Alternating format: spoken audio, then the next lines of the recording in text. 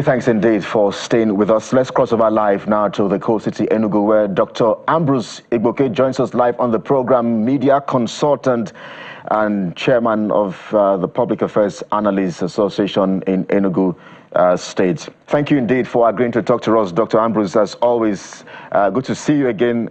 Let's get to take a look at some of the dailies this morning, because as usual, it's always very interesting to listen to you and your commentaries. We'll begin this morning with business leaders in Nigerian Tribune. Business leaders express hope as CBN cuts interest rates to 27%. Nigerian Tribune. Business leaders express hope as CBN cuts interest rate to 27%. The CPP says it's a step towards building more resilient and growth-oriented economy. NECA DG is urging strategic easing to boost growth. Dr. Igboke, well, this is the first time we're seeing this growth in, I think, 5 years since the COVID-19 pandemic. I wonder perhaps if you think these are signs of good things to come. Well, because of the type of interest rate we have in Nigeria already, when we have this kind of 2 or 3% cuts, it does not really translate to anything tangible, because the interest rate in Nigeria is so high. I remember Alhaji Aliko Dangote one time said that when he was starting this refinery some years back, his petroleum refinery, the journalists were asking him why didn't he borrow money from Nigerian banks, because the first set of money he got was actually from South African banks. And he said that the rate was too high, that even if you are planting gold, you make profit from it. And so that is exactly what we have, because if we don't work towards having a single-digit interest rate in Nigeria, then it is not going to work for the SMEs and for the MSMEs as well.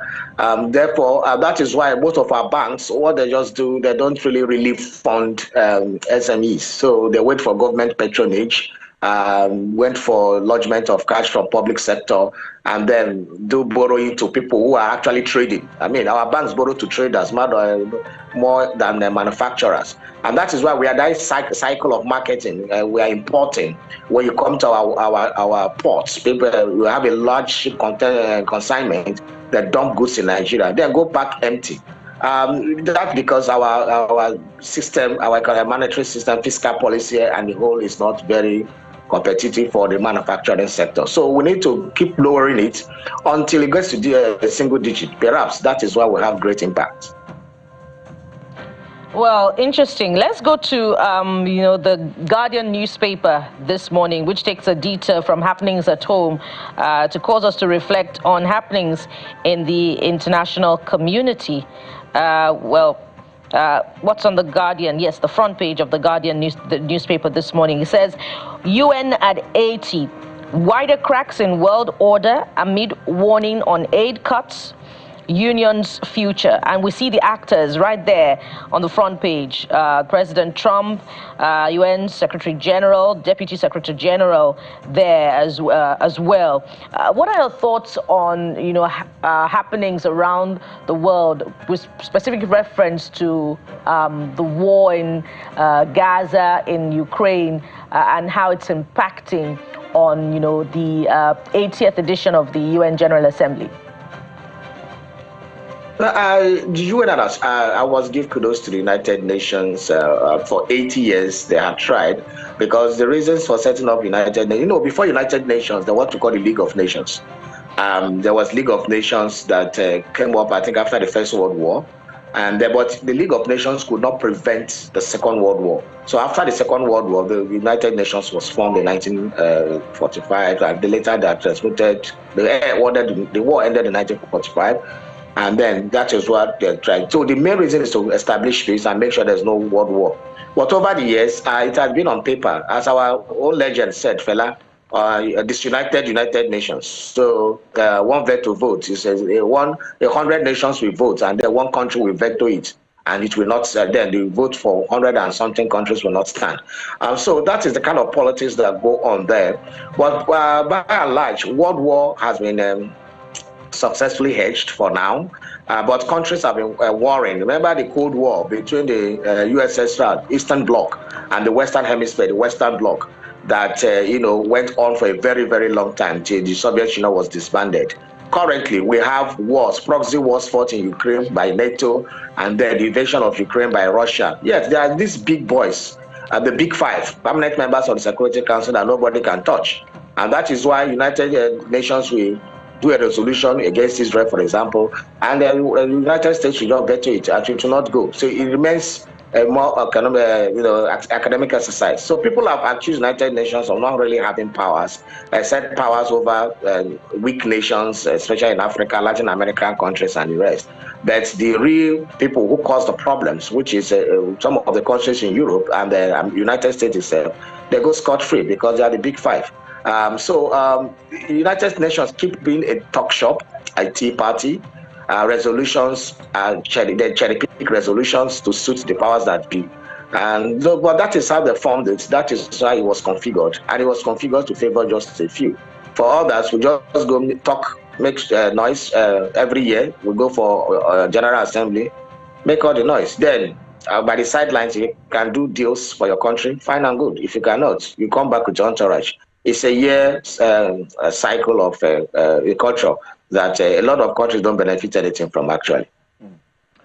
Dr. Igboke, let's take a look at this. Nigeria elates with the oil and gas sector again this morning. Nupeng, others kick against planned sale of oil gas assets. Nupeng, that's this Nigeria. And Nupeng, others kick against planned sale of oil gas assets. It is capable of plunging economy into crisis. I wonder what your thoughts are about this, because, I mean, for me, there are two things we should look at, and two critical questions we should ask. One, why are we selling the assets? Are we selling the assets to people to do what we call asset stripping, where people buy our assets, people buy our assets, and the next thing is that they sell it out for people? Is that why they are doing that? So it's a big problem for us. And so much to reflect on as far as the consequences are concerned. And indeed, when you also consider the amount spent on turnaround maintenance of the refineries, so many questions. You can also borrow from the conversation yesterday on the planned amendment of the PIA Act, just to get things to favor the workers. But let's go to the Vanguard newspaper this morning. It trails the MPC's meeting from yesterday. Listen to this: 14 banks fully meet new capital requirements, of course coming from the CBN, and there are a few insights. CBN reduces interest rate to 27%. External reserves hit 43 billion naira. NECA demands reforms to ease cost of living crisis. CBN's easing of credit conditions, a welcome timely intervention. That's ascribed to the CPPE. So beyond the reduction in interest rate is the other issues around how this ties well into fiscal policy and monetary policy. Is there a harmony that you see, and how will it impact really on the real sector? It is always a problem. Sometimes we seem to be walking on crossroads. It's a big problem in Nigeria. Sometimes there seems to not be a synergy of purpose in our monetary institutions or regulatory institutions. Sometimes also you wonder whether there are not consultations, because those who are the players, the key players in this sector, sometimes complain that they are not carried along. Government just sits down in their boardrooms and make decisions and then tie up those policies. So sometimes there are not enough consultations. So I recommend that there should be more consultations with the players in these various industries. And at the end of the day, we should focus more on the manufacturing sector, so that our GDP can be increased, and so that we can have jobs and for our people, to bring down the unemployment rate and the rest. all those policies that just maybe on papers and they do not translate to economic realities are just exercises for the Bretton Woods institutions, to satisfy key indicators for the IMF and the rest people. That is not what will save us. What will save us, I think we need to sit down, ask the hard questions, go back to the trenches and roll up our sleeves to have our own kind of economic system that can bolster our own economic growth, especially the manufacturing sector. We need to ask ourselves some hard questions: how we got ourselves here, where we have become a country of traders than a country of manufacturers. How we lost what we had 50 years ago, 40 years ago, 30 years ago, and then become almost a beggarly nation. So these are the hard questions. But all these cosmetic policies are not helping us. We need to go hard, do what China did, look inwards and try to create some sustainable actions that will lead us to be a productive nation.